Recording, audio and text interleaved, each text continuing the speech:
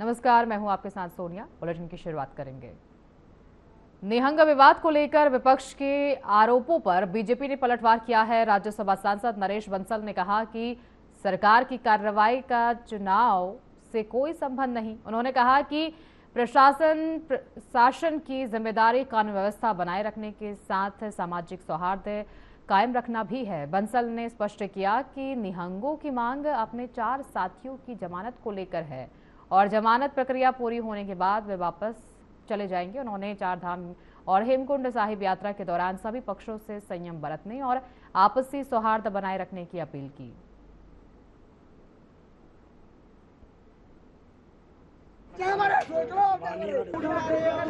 नहीं, पंजाब के साथ साथ उत्तराखंड का भी इलेक्शन है, इसलिए इलेक्शन की कोई उसमें ऐसी बात नहीं है। पर शासन प्रशासन को दोनों चीजें ध्यान में रखनी पड़ती है, सख्ती भी करनी है, कानून व्यवस्था न बिगड़े ये भी ध्यान रखना है और सामाजिक सौहार्द न बिगड़े इसका भी ध्यान रखना है। मैं भी एक वीडियो देख रहा था तो उसमें निहंगों ने कहा है कि हमारा किसी से कोई लड़ाई झगड़ा नहीं है, हम शांति से अपनी यात्रा करना चाहते हैं।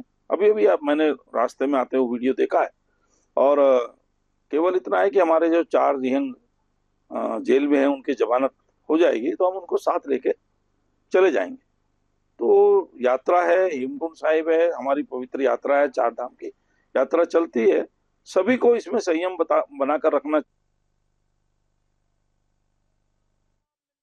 रुड़की में रविदास घाट पर दलित समाज ने पूर्व विधायक कंवर प्रणव सिंह के खिलाफ महापंचायत आयोजित कर तत्काल गिरफ्तारी की मांग की है। वक्ताओं ने आरोप लगाया से समाज की भावनाएं आहत हुई हैं। महापंचायत में बड़ी संख्या में लोगों ने भाग लिया और चेतावनी दी कि यदि जल्द गिरफ्तारी नहीं हुई तो पूरे प्रदेश में उग्र आंदोलन किया जाएगा।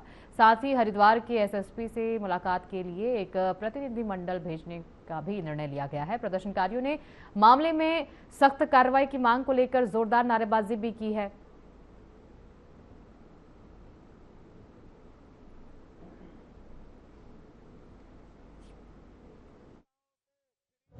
अगर उसको इतनी समझ नहीं है। ये लोग थे, 36 बिरादरी से यहाँ लोग आए, सभी ने अपनी अपनी बात रखी है और एक पैनल तैयार किया गया है समाज के अंदर से करीबन 20 लोगों का। सभी लोग एक आपस में बैठ के चर्चा करेंगे और एसएसपी साहब से हम अपनी बात रखेंगे। अगर जल्दी अरेस्टिंग नहीं होती है कि एक बड़े आंदोलन की हम तैयारी करेंगे। सभी लोग हम कल की देखते हैं, अगर कल एसएसपी साहब से टाइम मिलता है तो कल मिलेंगे, वरना परसों मिलता है। जो भी आगे की बात होगी आप लोगों को बताया जाएगा। तो आप लोग देख ही रहे हो, समाज के प्रत्येक व्यक्ति को बुरा लगा है। जिस तरह की वो वीडियो थी, जिस तरह की मानसिकता उनकी गंदी थी, उन्होंने जो भाषा का यूज किया वो गलत यूज किया। देखिए, अनुसूचित जाति समाज के संभ्रांत लोगों की, सामाजिक संगठनों के अध्यक्षों की, पदाधिकारियों की एक बैठक हुई जिसमें मुझे भी निमंत्रण मिला था। मैंने भी इसमें प्रतिभाग किया बैठक में और सबसे बड़ी बात ये निकल करके आई कि सभी हमारे संभ्रांत लोगों ने, हमारे सामाजिक नेताओं ने, सामाजिक संगठनों के अध्यक्षों ने एक बड़ा दिल करते हुए ये कहा कि यदि प्रणव जी ने ये घटना घटित की है जिसे वो एआई से जनरेटेड बता रहे हैं, अगर ये उनके द्वारा जनरेटेड नहीं है एआई से, तो वो इस पे माफी मांगे। रुद्रप्रयाग में उद्योग एवं ग्रामीण विकास मंत्री भरत सिंह चौधरी ने बच्छड़चियों कांडई स्थित रेनबो पब्लिक स्कूल में स्वयं सहायता समूह से जुड़ी महिलाओं के साथ गढ़वाली बोली में जनसंवाद किया। उन्होंने महिलाओं की समस्याएं एवं सुझाव सुनते हुए सरकार की विभिन्न जन कल्याणकारी योजनाओं की जानकारी दी। मंत्री ने कहा कि राष्ट्रीय ग्रामीण आजीविका मिशन के जरिए महिलाओं को आर्थिक रूप से आत्मनिर्भर बनाया जा रहा है। उन्होंने बच्छड़चियों क्षेत्र को कीवी उत्पादन और बांस प्लांटेशन के लिए उपयुक्त बताते हुए कृषि आधारित उद्यमों और स्वरोजगार को बढ़ावा देने पर जोर दिया।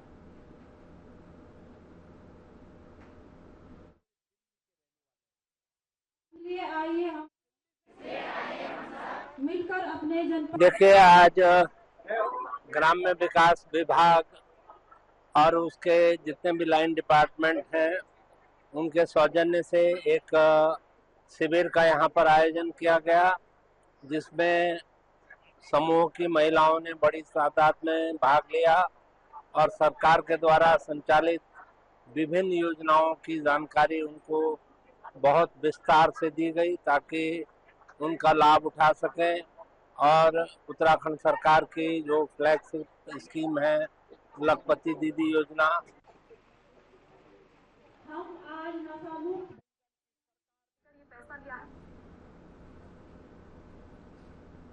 उत्तराखंड के रास्ते होने वाली कैलाश मानसरोवर यात्रा की सभी तैयारियां लगभग पूरी हो चुकी हैं। पहला तीर्थ यात्री दल 4 जुलाई को राज्य में पहुंचेगा। इस साल 50-50 श्रद्धालुओं के 10 जत्थे लिपुलेख मार्ग से यात्रा करेंगे। पर्यटन एवं धर्मस्व मंत्री सतपाल महाराज ने बताया कि इस बार श्रद्धालुओं को केवल 38 किलोमीटर पैदल यात्रा करनी होगी, जबकि शेष यात्रा वाहन से पूरी कराई जाएगी। लिपुलेख दर्रे से कैलाश पर्वत के दर्शन के साथ ही श्रद्धालुओं को आदि कैलाश और ओम पर्वत के दर्शन का भी अवसर मिलेगा।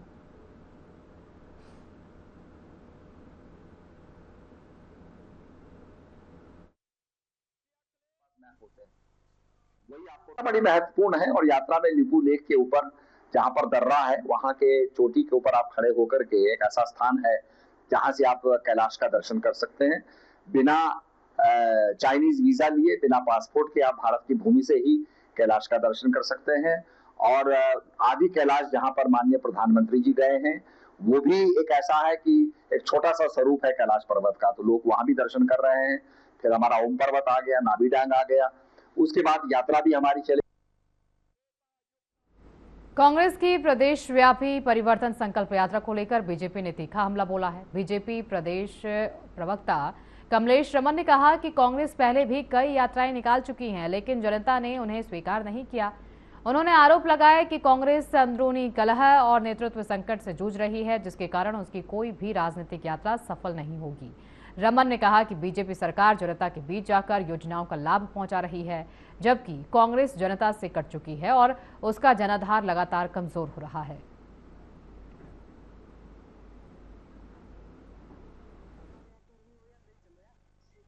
जैसे भारतीय जनता पार्टी चला रही है, हमने यहाँ पर पीएम आवास देकर के अपनी प्रबुद्ध जो हमारे निम्न मध्यम वर्गीय जो लोग हैं उनको आवास देने का काम किया है। हम तमाम जो चीजें हम अपनी मातृ शक्ति के नाम से कर रहे हैं, तो जाहिर सी बात है हम गरीबों को और ऊंचा और ऊपर लाने का जो काम कर रहे हैं यहाँ पर, वो सरकार का सराहनीय कदम है। और उसके ऊपर एक बार फिर पुष्कर सिंह धामी जी ने एक नया कदम उठाया है। ऐतिहासिक निर्णय लेने के लिए जाने जाते हैं पुष्कर सिंह धामी जी, और जो यहाँ पर एक निम्न और मध्यम वर्ग के लिए जो आवास की योजना है उन्होंने चलाई है कि देखिए कांग्रेस कुछ भी कर ले, क्योंकि कांग्रेस की पूर्ववर्ती भी पहले यात्राएं चली है, चाहे भारत जोड़ो यात्रा चली हो, चाहे मोहब्बत की दुकान चली हो, इस तरह की यात्राएं लगातार कांग्रेस करने की कोशिश करती है। लेकिन देश की प्रबुद्ध जनता ने हमेशा कांग्रेस को नकारने का काम किया है, क्योंकि जिस तरीके से कांग्रेस की नीति है, जिस तरह से कांग्रेस के नेता अपने आपस में ही द्वंद्व करते नजर आते हैं।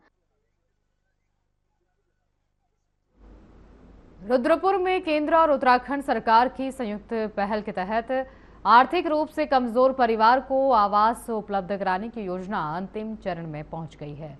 प्रधानमंत्री आवास योजना शहरी के अंतर्गत रुद्रपुर के ग्राम बागवाला में 1872 EWS आवासों का निर्माण लगभग पूरा हो चुका है।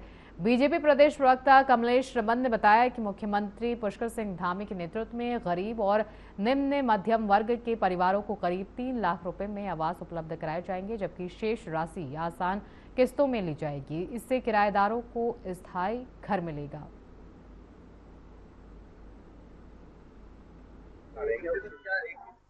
जैसे भारतीय जनता पार्टी चला रही है, हमने यहाँ पर पीएम आवास देकर के अपनी प्रबुद्ध जो हमारे निम्न मध्यम वर्गीय जो लोग हैं उनको आवास देने का काम किया है।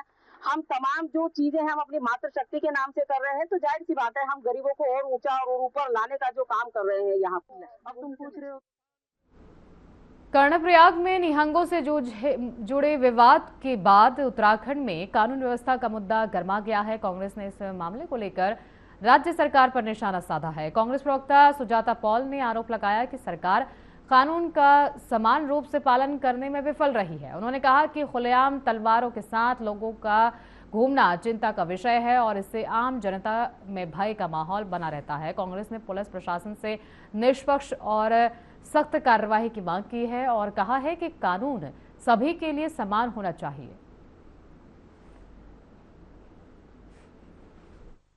कि किसके दिमाग में पंजाब चुनाव चल रहा है, ये तो केंद्र के दिमाग में चल रहा होगा, क्योंकि उत्तराखंड में जिस तरह से आवभगत करी जा रही है, जो हमारे निहंग सरदार आए हैं, उसमें बहुत सारे सवाल उठ रहे हैं कि इससे ज़रूर ध्रुवीकरण किया जा सकता है पंजाब में अगर कोई मतलब सरकार कठिन कदम उठाती है। लेकिन यहाँ तो आवभगत चल रही है और कानून अगर देखें आप, और दो पक्ष हैं इसके, एक तरफ एक कानून और दूसरी तरफ ये कि जो निहंग सरदारों को वापस भेजा गया था, जो नगरसू में ऊपर चढ़ गए थे आपके गुरुद्वारे में, तो सवाल ये उठता है कि कानून के तहत अगर किसी को गिरफ्तार किया गया है तो किसी एक व्यक्ति के ऊपर इतना बुरा प्रहार किया गया था, उसे छोड़ा तो जा नहीं सकता। सवाल तब भी उठे कि उन्होंने कहा कि केस को ट्रांसफ़र कर दिया जाए, उनका केस हरिद्वार ट्रांसफ़र हो गया, लेकिन जिन्होंने नहीं कहा, जिनके ऊपर ये प्रहार हुआ, उनकी तरफ से जो FIR हुई उसकी इन्वेस्टिगेशन क्यों ट्रांसफ़र कर दी गई। अब ये जो दूसरा मामला है कि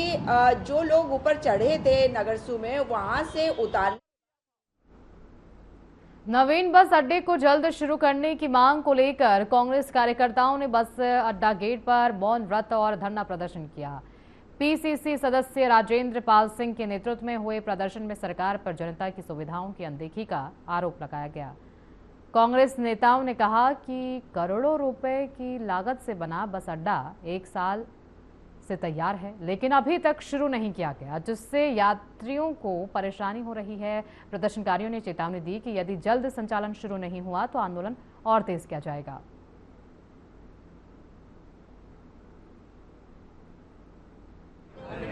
ये वजह क्या हो सकती है, ये तो हमसे बेहतर है सरकार, शासन, प्रशासन जानता है, लेकिन हमको ऐसा प्रतीत होता है कि इनकी ये आपसी खींचतान जो है, एक वजह ये हो सकती है, दूसरी वजह ये हो सकती है कि चुनाव के नज़दीक जाके इसको करें ताकि चुनावी लाभ ले सकें। हमने सरकार के साथ ये मैटर कई बारी टेकअप करा है। देखिए, आज ये बस स्टैंड के लिए जो ये धरना प्रदर्शन हो रहा है आम जनता के द्वारा, कांग्रेसियों के द्वारा, भाजपा जो है विकास कार्य को अवरुद्ध करने के लिए जाने जाते हैं और 1 साल से ये बस अड्डा जो है बन के तैयार है।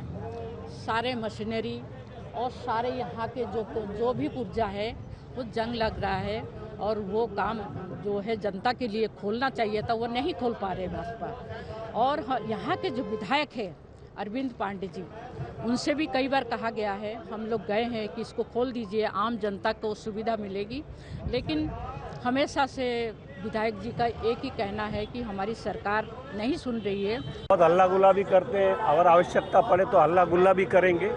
पहले हम शांतिपूर्वक इस प्रदर्शन को करना था ताकि एक मैसेज पहुंचे, और इस मैसेज पहुंचने के बाद अगर उनकी सद्बुद्धि आए तो समय से फीते को काट दे और उसका उद्घाटन कर दे। अगर नहीं करें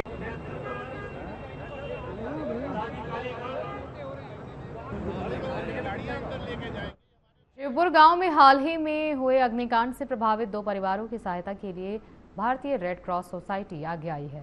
संस्था की ओर से पीड़ित परिवारों को तंबू, बर्तन और दैनिक उपयोग की आवश्यक राहत सामग्री वितरित की गई।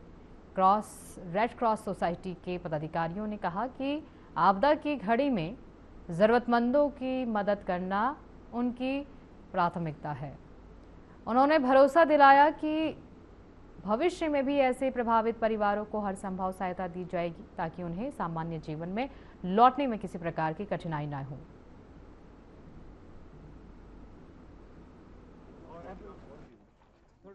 सुबह के हमने अखबार में पढ़ा था कि शिवपुर गांव में 2 घरों में विनाशकारी आग लग गया और सब कुछ सुहा हो गया। खबर पढ़ने के बाद मैं अपने भाई मित्र दीपंकर जी से संपर्क किया। उन्होंने बताया कि 2 गरीब परिवार है जिनका घर जलकर राख हो गया, तो रेड क्रॉस की टीम उनको सहयोग के लिए बर्तन और तंबू लेके हम यहाँ पे आए हैं। देखिए, प्रशासन को तो कहूँगा सबसे पहले इनका संज्ञान लेना, पटवारी को आके इनका निरीक्षण करना चाहिए और इनका जितना नुकसान हुआ उसका भरपाई सरकार को करना चाहिए। मैं इसके लिए जो हमारे रेड क्रॉस सोसाइटी के अध्यक्ष होते हैं वो हमारे SDM साहिब है, हम उनसे इसमें संपर्क करेंगे, उनसे बात करेंगे कि देखिए 2 गरीब परिवार है जिनका सब कुछ जल के राख हो गया।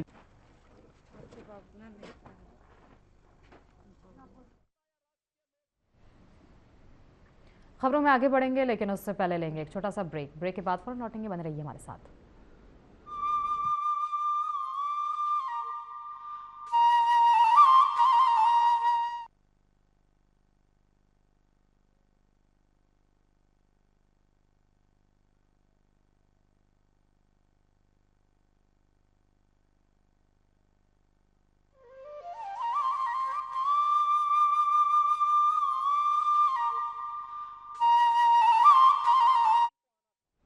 ब्रेक के बाद एक बार फिर स्वागत है। खबरों में आगे बढ़ेंगे। आईएसबीटी क्षेत्र में रेहड़ी पटरी संचालकों को नोटिस जारी करने और ठेलियां सील किए जाने के विरोध में एबीवीपी और बीजेपी युवा मोर्चा के कार्यकर्ताओं ने नगर आयुक्त से मुलाकात की। कार्यकर्ताओं ने कार्रवाई वापस लेने और प्रभावित ठेली संचालकों को राहत देने की मांग की है।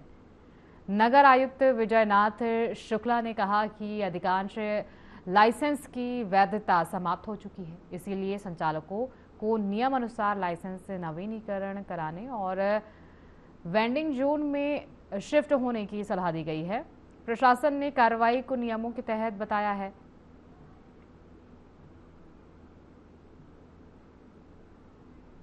बेसिकली ये दुकानों के विवाद नहीं है, ये है कि जो चलते फिरते ठेले हैं, ज्यादातर ये मामला उनसे संबंधित है जिनको आईएसबीटी उसके आसपास में व्यवसाय का लाइसेंस दिया गया था, जिसमें भी ज्यादातर लोगों के लाइसेंस एक्सपायर हो चुके हैं।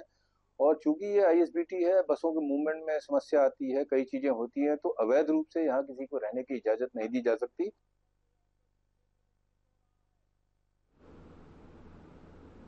देहरादून में रिस्पना नदी के पुनर्जीवन संरक्षण और सौंदर्यीकरण को लेकर जिलाधिकारी डॉक्टर आशीष चौहान ने अधिकारियों के साथ समीक्षा बैठक की है। डीएम ने नगर निगम को 7 दिन के भीतर ड्रोन सर्वे कर नालों और कचरा डंपिंग पॉइंट्स का चिन्हीकरण कर और सफाई का विस्तार एक्शन प्लान तैयार करने के निर्देश दिए हैं। उन्होंने संबंधित विभागों को घाट निर्माण, वृक्षारोपण, जन जागरूकता और नदी संरक्षण से जुड़ी योजनाओं पर तेजी से काम करने को कहा है। डीएम ने इसे देहरादून की पर्यावरण धरोहर को बचाने और शहर को स्वच्छ व सुंदर बनाने की महत्वपूर्ण पहल बताया।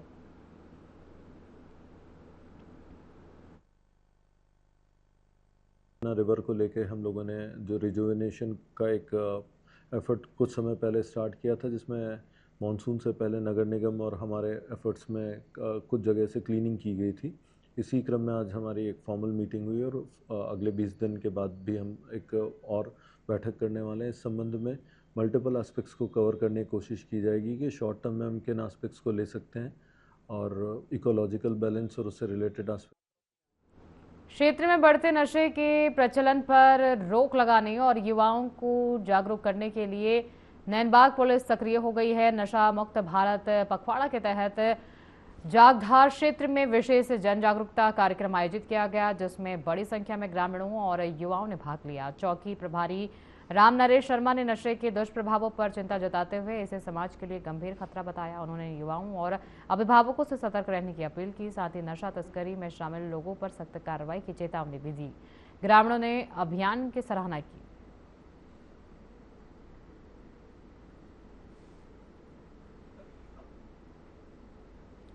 उत्तराखंड में बढ़ते साइबर ठगी के मामले को देखते हुए एसटीएफ ने लोगों से सतर्क रहने की अपील की है। एसएसपी अजय कुमार ने बताया कि साइबर ठग डिजिटल अरेस्ट, फर्जी सीबीआई या पुलिस अधिकारी बनकर निवेश पर अधिक मुनाफे का लालच देकर और फर्जी लिंक भेजकर लोगों को निशाना बना रहे हैं। उन्होंने कहा कि किसी भी अनजान कॉल, मैसेज या लिंक पर भरोसा न करें और अपनी बैंकिंग या व्यक्तिगत जानकारी साझा न करें। उन्होंने कहा कि जागरूकता और सतर्कता ही साइबर अपराध से बचाव का सबसे प्रभावी तरीका है।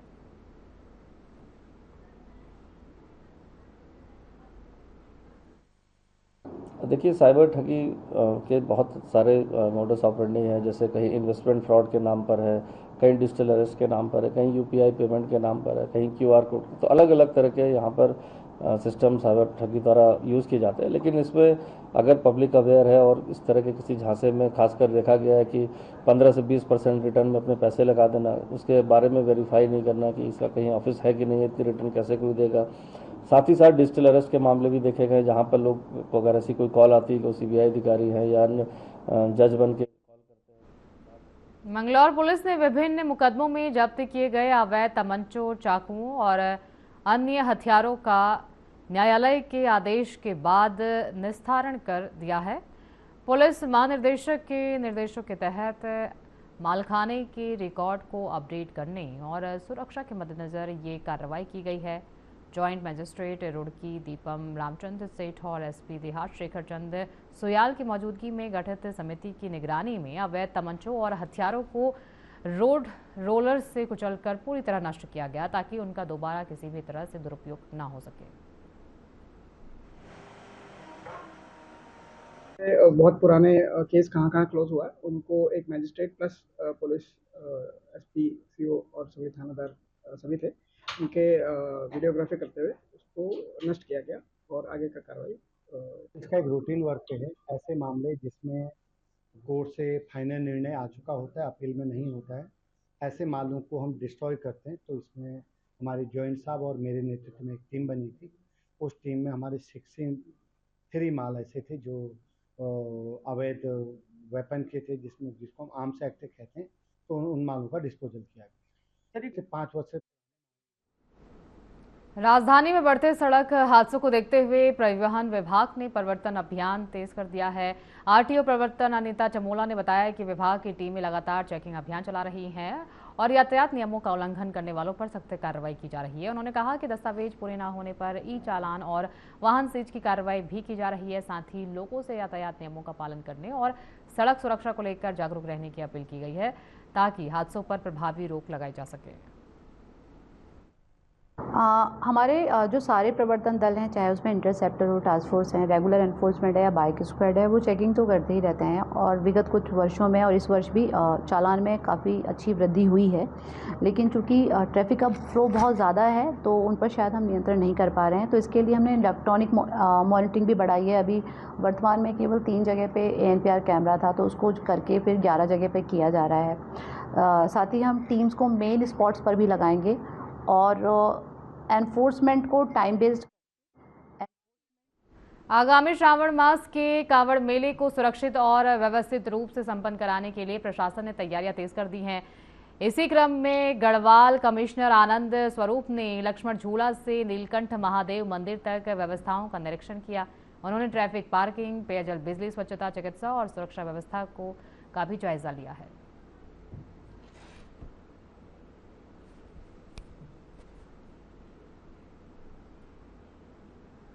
पौड़ी जिले के लैंसडॉन विधानसभा के नैनीडांडा ब्लॉक के बड़ासी गांव में गुलदार ने घास लेने गई 66 साल की सुशीला देवी को अपना निवाला बना लिया। घटना से क्षेत्र में दहशत का माहौल है। गुलदार के हमले से आक्रोशित लोगों ब्लॉक के बड़ासी गांव में एक महिला को बाघ ने अपना निवाला बना दिया। गुलदार यहां पर बताया गया, जो अन्य लोगों ने देखा था। और बड़े दुख की बात है कि हर महीने लगभग कुछ न कुछ घटनाएं इस पौड़ी गढ़वाल में देखने को मिल रही है। आज भी यहां पर फिर से एक महिला को बाघ ने निवाला बनाया। हम पहुंचे और गांव में एक महिला सुशीला देवी जिनकी उम्र 66 वर्ष है, उनको गुलदार द्वारा उन पर हमला किया गया और उनकी डेथ हो गई है। मौके पे बॉडी का पंचनामा भर दिया गया है और मौके पर ही जिलाधिकारी। चारधाम यात्रा के दौरान केदारनाथ हेली सेवा का संचालन मानसून के चलते फिलहाल स्थगित कर दिया गया है। DGCA की ओर से 25 जून के बाद हेली सेवा संचालन की अनुमति नहीं मिलने के कारण उड़ानों पर रोक लगा दी गई है। अब मानसून सीजन समाप्त होने के बाद सितंबर से ही हेली सेवा दोबारा शुरू की जाएगी। अब तक 1 लाख से ज्यादा श्रद्धालु हेली सेवा के माध्यम से केदारनाथ धाम पहुंचकर बाबा केदार के दर्शन कर चुके हैं। बुलेटिन में फिलहाल के लिए इतना ही। आगे की तमाम खबरों के लिए बने रहिए हमारे साथ।